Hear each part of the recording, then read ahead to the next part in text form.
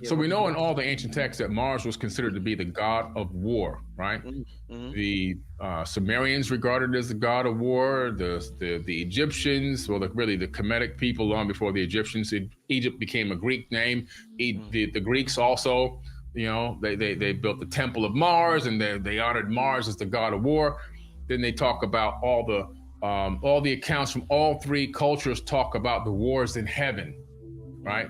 And these wars in heaven, which extended to Mars and everything else, and then it made it into the Bible, right? As the war in the heavens with the angels.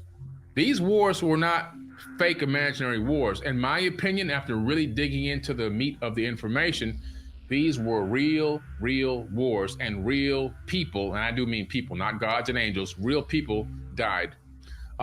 In these wars, you find out that there was a war that began on Earth with the Atlantean civilization. The ring city of Atlantis, which was just one city of many, dozens existed at the same time as the ring city. The ring city was just one capital of dozens that existed. And then you begin to find out that these cities had these leaders who were all related, these beings, these Anunnaki. They were fighting each other over resources and control of humans. And at one point, this war got so bad, Atlantis was the Atlantis, the one we know as the Ring City, was destroyed. This battle persisted though for some time before that happened. It extended from Earth to the Moon and even all the way to Mars. And why to Mars? Because when you read the text, again, it's all there. Anyone can look up this information. The Igigi were living on Lamu, and they were building a breakaway civilization there.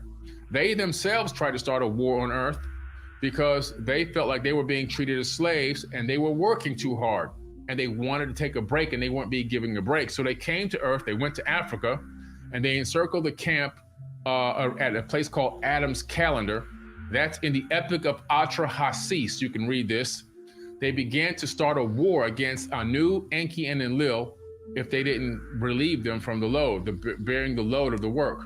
And so that's when Enki came up with an idea, and he says there is an existing being on this planet. He didn't say that a being that didn't exist. He's saying there's an existing being. Let's take it and add our essence to it and get it to bear the load. That's talking about our cousins. And so they took our cousins and they genetically tinkered with them. They inserted a worship gene.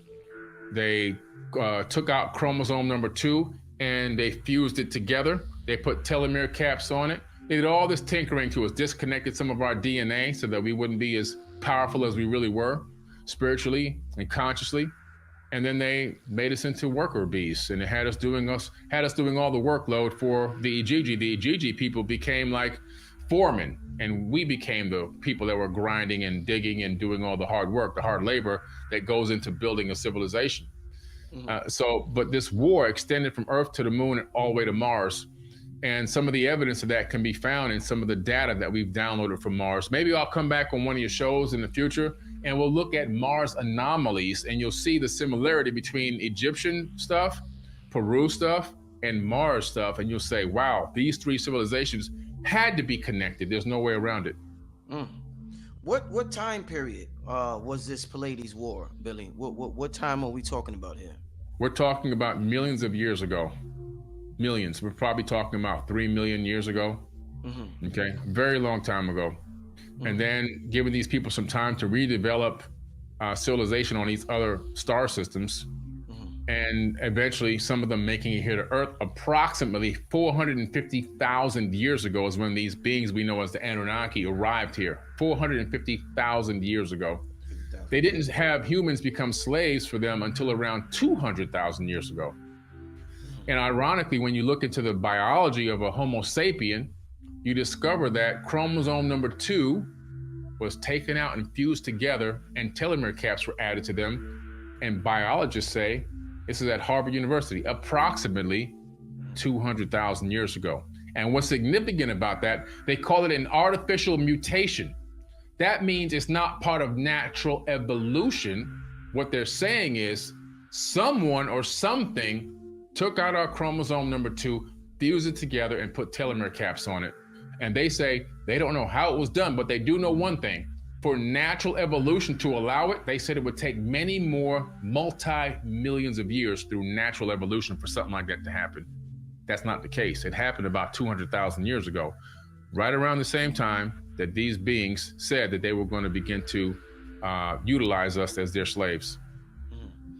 Do you think, Billy? You know, we talked a lot about reincarnation and not, the timelines not being linear.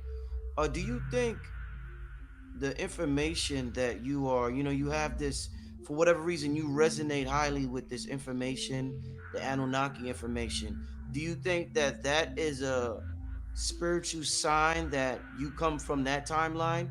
If I resonate with this, maybe that's where I come from. Do you think that's how this works?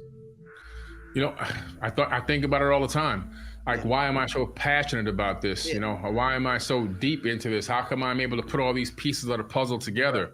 Right. Is it somehow that I'm a reincarnated being from maybe that particular time period, or is my energy connected to something from that time, or am I just tapping into that energy, and that energy is driving my curiosity and getting me to ask questions and look for my own answers? It could be a combination of all of that. Mm-hmm. Yeah. Yeah. I find it interesting that we're all interested, and we're passionate about different Yeah. things, and I'm like, where does that passion come from? By Compendium of the Emerald Tablets by Billy Carson.